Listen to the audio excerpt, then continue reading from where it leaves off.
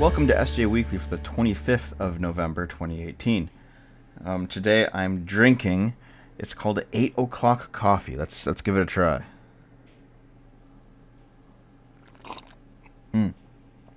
Oh, it's good coffee, but I didn't put enough milk in. Hold on a second. Yes, in Canada, milk comes in bags.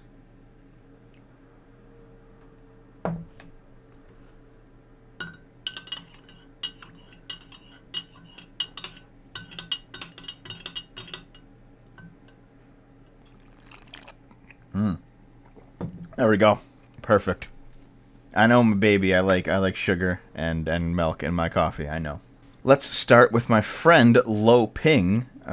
He's an Italian chef making kissy fingers, apparently. Let's see what he enjoys so much. If a post starts with "Hey folks," you know everything after it is going to suck hard shit. Yeah, it is one of those things, like Yas Queen Slay, or maybe, just maybe, or let's unpack this a little bit. It's one of those things, right? Hey folks, using mixed capitalized / uncapitalized letters to mock a point is super ableist and possibly classist. If you can't ridicule bigotry without resorting to bigotry like that, you need to work on yourself a lot. The problem with this type of reasoning, aside from how ridiculously stupid it is that eventually you're going to get to the point where you're not going to be able to describe the difference between good and bad, because they will say that all of the various descriptors of things that are good and things that are bad are oppressive. Because these people fundamentally don't believe in hierarchy and in value systems. So if you don't have a hierarchy and you don't have a system of values, how can you judge what is good and what is bad? CNN's Don Lemon. We have to stop demonizing people and realize that the biggest terror threat in this country is white men. Most of them radicalized to the right, and we have to start doing something about them. I'm going to have a video, probably one of those short bite-sized videos on this topic soon, but let's watch this and just see how ridiculous it actually is. We messaged about this a little bit this weekend. I keep trying to point out to people not to demonize any one group or any one ethnicity, but we keep thinking that the biggest terror threat is something else. Some people who are marching, towards the border like it's imminent. And when the last time they did this, a couple hundred people came, and they, most of them did get into the country. Most of them got tuckered out before they even made it to the border. So we have to stop demonizing people and realize the biggest terror threat in this country is white men, most of them radicalized to the right. And we have to start doing something about them. There is no travel ban on them. There is no ban on, they had the Muslim ban. There is no white guy ban. So what do we do about that? Can you imagine going on CNN and saying the exact same thing about black men? We have to stop demonizing people and realize the biggest terror threat in this country is black men, most of them radicalized to the left, and we have to start doing something about them. Imagine saying that. You would lose your job at CNN, you'd be escorted out of the building, you'd probably be shot in an alleyway somewhere. I really do love Twitter. It's the best source of stuff like this. Online trolling comes entirely from Americans. I see no trolling coming from Europeans or people from anywhere else in the world. Someone needs to make a social study on why this is. I'm Canadian, and I troll quite a bit online. No offense, but this anecdote is totally false. Obviously false.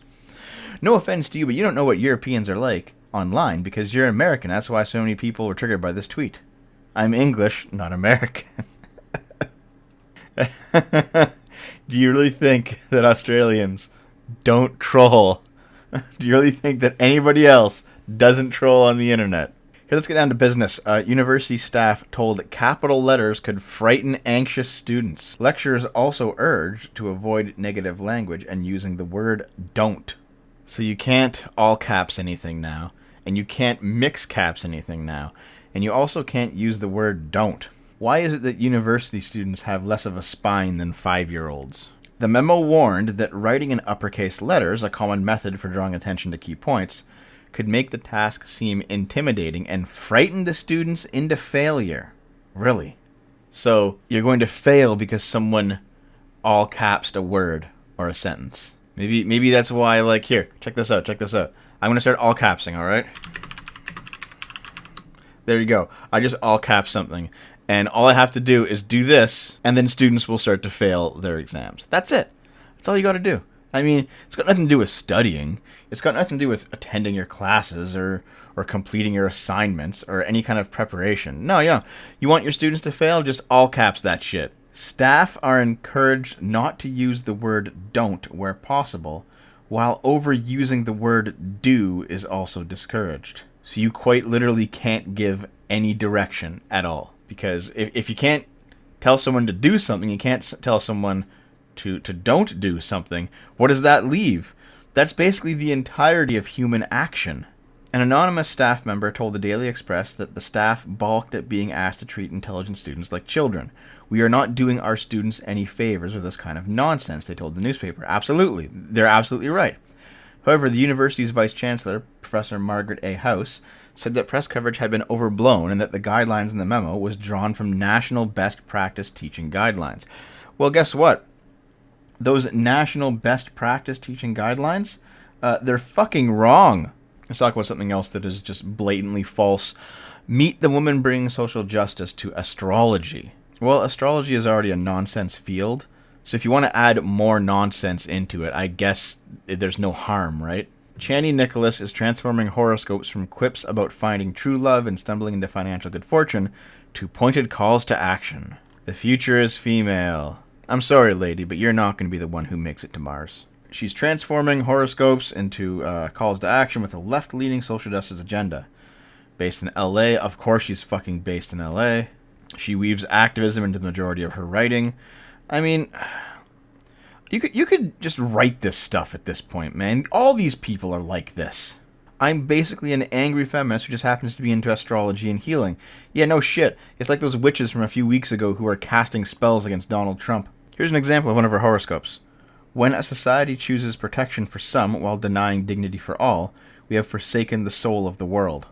Imagine breaking open a fortune cookie, and instead of getting any kind of advice about your life, you get this. It's like, well, fine, but what am I supposed to do about it? Like, I can't do anything. I'm just getting my Chinese food. I'm not capable of changing shit like this. Following the 2016 presidential election, these people wrote a piece suggesting that the outcome of the vote would be attributed to the fact that the month before, aggressive Mars and powermonger Pluto were both in Capricorn, the sign that rules the patriarchy.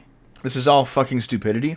However, if the heavens themselves are against your ideology, it's time to give up. Let's skip across the pond and see my friend Sargon of Akkad get dragged by the Kent Anti-Racism Network. Cancel the far-right Sargon of Akkad meeting at the University of Kent. Apparently it's still going on. It's happening on Wednesday. I guess some people are going to be there protesting it. Kent Anti-Racism Network condemns the decision made by the University of Kent to invite Carl Benjamin, also known as Sargon of Akkad, to speak on campus later this month. Carl is a well-known far-right YouTuber who openly supports Tommy Robinson and produces vile YouTube videos full of offensive language and imagery. Yeah, dude, those D&D streams, they're just fucking terrible, you know? I do gotta say, though, people seem to nowadays use far-right as a synonym for asshole. It's just someone they don't like, right? There's nothing about Sargon's politics that are far-right. He seems to be center-left. I'm a bit more left than he is, but he's still definitely within the realm of center-left. However, to people like this, anybody who is not hard left is far-right. Benjamin was banned from Twitter after instigating a misogynistic trolling campaign against MP Jess Phillips, declaring, "I wouldn't even rape you." I just have to ask, would it have been more or less misogynistic if he said he would rape her? Kent Union tried to stop the meeting from going ahead, believing his presence on campus would invite racial hatred and violence. However, the university's management have overruled student representatives and plan to allow the event to go ahead. Well, good on them, because it's free speech. You can think that absolutely everything Sargon says is ridiculous nonsense, and if it is ridiculous nonsense, he will show it when he speaks. So just let him speak. If he's a fool, you will be able to tell. We stand with the students at UKC who are refusing to tolerate fascism on campus or anywhere else in our communities, and we will support them in preventing this meeting from going ahead. It sounds like there's probably going to be a protest. Maybe a few more soy boys are going to rush the stage and Sargon can take another flag. Let's see the comments here. What's interesting to note is that only certain comments are showing up on this page. Obviously the ones made by the page's owner are showing up, certainly. This person here, if they don't say no, then protest. Fuck my life, why? First Milo, now this. So gross. There are boundaries in society for a reason. Some things are just not okay. Finally, down at the bottom, the first comment against this nonsense. When your ideology is built like a house of cards and completely indefensible to any other ideology, then silencing is your only alternative. The students will eventually find out why they have been lied to out in the real world. In order to see the majority of replies that are critical to this, you actually have to start opening up all these things.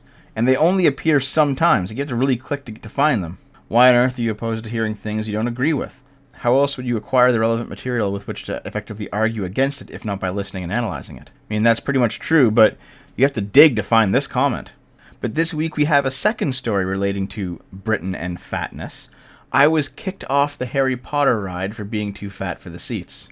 By the way, yes, that was a fat joke about Sargon. Please don't expel me from the mob, my Don. Jesus.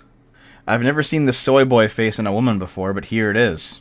I refuse to take on the additional guilt of not having gotten into Harry Potter until I was 35, but I'll admit that despite the annoying J.K. Rowling versus Native people scandal that I doubt you heard anything about, but I followed because I'm Native. Are you fucking sure you're Native? You look quite white. Is this like the Elizabeth Warren one-drop rule? Straight up, I am 1/16th Native, my grandfather's grandmother. That basically means that I'm 15/16ths white, and therefore I am white. And you look whiter than I do, lady. It was the depression and disgust surrounding Donald Trump's election that sent me into a year fantasy endurance run where I went so far as to purchase an armchair for my round-the-clock bedroom reading. I'm sure you had an armchair before, Jesus Christ. You seem like you sit in it a lot. It should be no surprise that when 3 friends and I went to the Universal Studios just outside Los Angeles last month, I demanded that our first experience be the wizarding world of Harry Potter. As it was my first time at Universal Studios, I couldn't have possibly been more tickled to drink butterbeer and visit all the Hogsmeade shops. I even purchased a $50 wand that I used in all the goofy little spell slots around the delightful town square. And you know what? Up until now, this actually sounds like a bit of good, wholesome fun. My dear friend Ruha, who had been a guest on my Woman of Size podcast about the discrimination against fat women's bodies, wrote, "Heads up, I was kicked off the Hogwarts ride because I didn't fit. It was humiliating, but they gave me front-of-the-line passes to the rest of the rides at Universal. Just be aware." You do realize there's a safety consideration, right? If you're too heavy, or you're too wide, or you're too tall, or you can't fit in the seats somehow, and they can't securely strap you into the ride, they can't let you go on. It's not about fat discrimination. It's about you not fucking dying on their watch. Like the fat lady, I am big and loud and demanding, and I absolutely refuse to vanish. How unfortunate for the rest of us. I did what any new Hogwarts student would do after being warned that she might be excluded.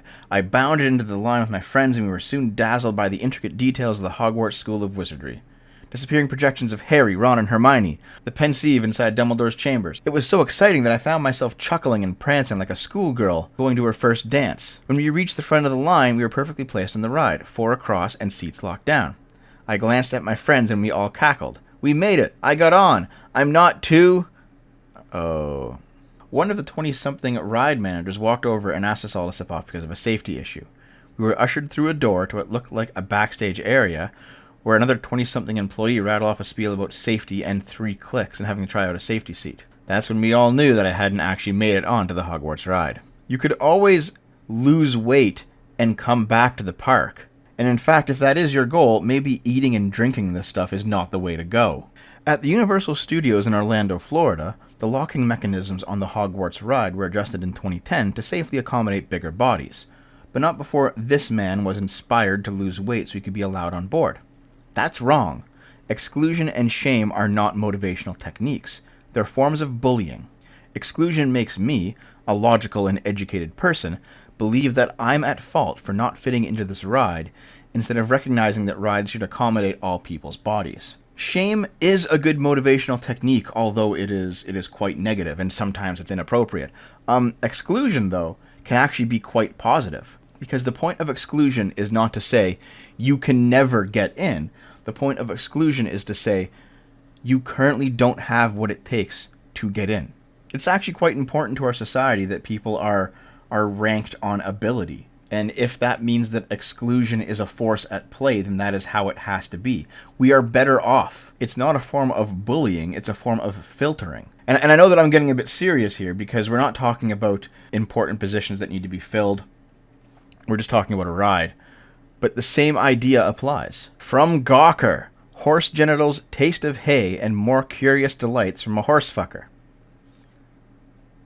Kelly Conaboy filed to horsefuckers. I'm not going to fucking read this one. Fuck you. Jesus, the first transgender man. Somehow this is a better alternative. The church teaches that Jesus is the new Adam, born of the new Eve. Eve is a fascinating creature for many reasons. The Bible tells us she is the first example of human cloning. I can kind of see that being the case if she's just taken from the rib of Adam. That's kind of clone-like, isn't it? The fun doesn't stop there. If we take the Genesis account in its literal meaning, as conservative Christians demand that we do, she is also the first case of a transgender woman. God reached into Adam, pulled out a bit of rib bone, and grew Eve from that XY DNA into Adam's companion. She was created genetically male and yet transformed into woman. You want me to open the real lemon juice? Yes. You can't open the cap? Are you serious? Yes. That was the easiest thing to open. Why did you... Then along comes Jesus, and the whole pattern is both repeated and reversed. The first couple's refusal to cooperate is turned around by Mary's yes, and the second act of cloning occurs. The Holy Spirit comes upon the second Eve, and the child takes flesh from her and is born. Born of her flesh. Born with XX chromosome pairing. Born genetically female, and yet transformed into man. So this hot take is basically that whenever God spontaneously creates creatures, if he does it using pieces of other creatures, that DNA is transferred over. I mean, I guess it makes sense, but this is a stupid fucking conversation to be having, isn't it? And speaking of reproducing with only one set of DNA, remember last week there was that woman who married herself? Yeah, well, woman who married herself cheats on herself. To many, adultery is no laughing matter. But a British woman who married herself 2 years ago has prompted much mockery and mirth from viewers of This Morning by announcing that she had been unfaithful to herself. You couldn't even keep it in your pants, eh? Sophie Tanner revealed to the host that she had cheated on herself with Ruari Barrett, a polyamorist who is now also married to himself. You guys could have married each other. The practice of marrying oneself, known as sologamy, is growing in popularity in the UK, with many women choosing to have a full ceremony to commemorate the event. Tanner's father was even present to give away Sophie as a bride. Self-marriages are not legally recognized by any official bodies, but proponents say it amounts to more than the height of Generation Selfie's narcissism. If you can't even maintain the marriage covenant with one person involved, how do you think you'd actually be able to handle it with two? This week is so fucking stupid. It was recently Thanksgiving in the United States, and apparently the story of Thanksgiving is the story of a migrant caravan. Oh great, the caravan is here. That's actually kind of funny. Consider a classic text of our literature, the memoir of Plymouth Plantation, written by William Bradford, the first governor of the Plymouth colony in Massachusetts.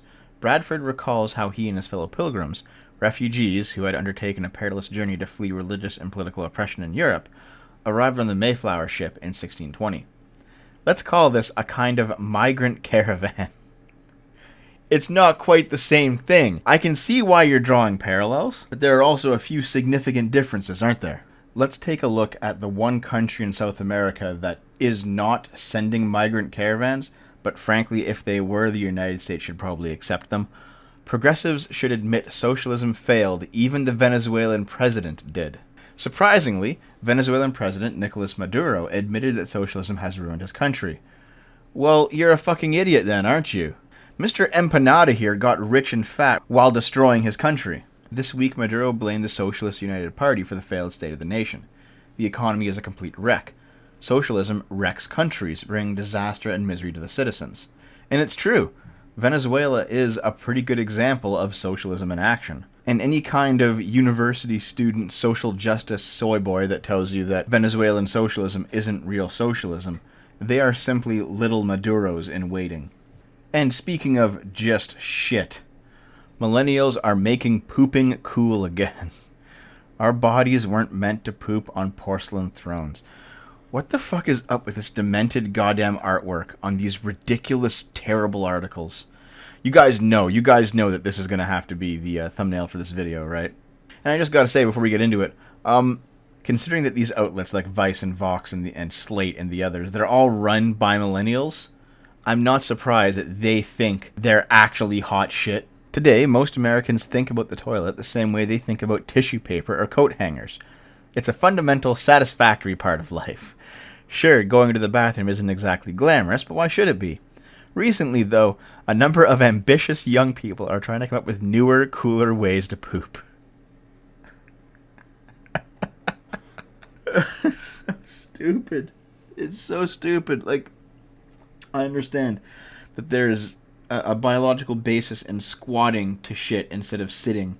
It actually does help with bowel movements, and it's just based on our skeletal structure. I get that. But why do you need a fucking social justice-y propaganda article talking about how millennials are saving the world by inventing new ways to take a shit? Who fucking cares? Okay, I need to be fucking done. This has been a ridiculous week, and I hate all the fucking articles that everyone's sending me. Fuck you guys. Oh, I will say though, come back to this channel tonight, because we're going to be doing the monthly community night. I don't think there's been any fan art to show off this month. And I think I got one package to open up. But we will be watching a movie together, and those of you who are either Twitch subscribers or Patreon supporters can hop into a voice call with us and watch the movie with us. We will, of course, be streaming it to everyone who is not in the voice call. In honor of it being American Thanksgiving recently, this month's movie will be Poultrygeist. So make sure to come back tonight. I'll see you at probably between 7 and 8 p.m. EST. I'll see you then, guys. I love you.